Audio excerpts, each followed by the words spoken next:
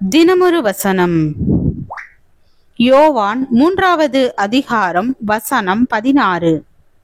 தேவன் தம்முடைய ஒரே பேரான குமாரனை விசுவாசிக்கிறவன் எவனோ அவன் கெட்டு போகாமல் நித்திய ஜீவனை அடையும்படிக்கு அவரை தந்தருளி இவ்வளவாய் உலகத்தில் அன்பு கூர்ந்தார்.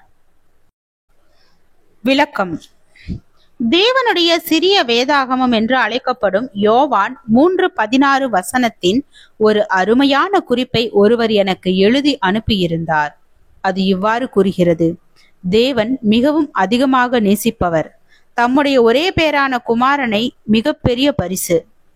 விசுவாசிக்கிறவன் எவனோ மிகப்பெரிய எளிமை. அவன் கெட்டு போகாமல் மிகப்பெரிய வாக்குத்தத்தம்.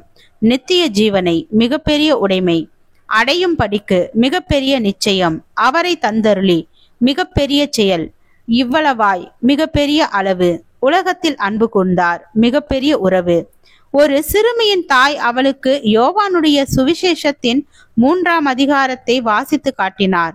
16ஆம் வசனத்தை வாசித்து முடித்த பிறகு அவர் வாசிப்பதை நிறுத்தி, இந்த வசனம் உனக்கு ஆச்சரியத்தை அளிக்கிறதா என்று சிறுமியிடம் கேட்டார். அவள் சிறிது நேரம் யோசித்துவிட்டு இல்லை என்று பதிலளித்தாள். அவள் தன்னுடைய கேள்வியை சரியாக புரிந்து கொள்ளவில்லை என்று நினைத்த தாய் தன்னுடைய கேள்வியை மீண்டுமாக கூறினார். ஆனால் மீண்டுமாக அவள் இல்லை என்று தலையாட்டிவிட்டு, அம்மா, இதை வேறொருவர் செய்திருந்தால் அது எனக்கு ஆச்சரியத்தை அளித்திருக்கும்.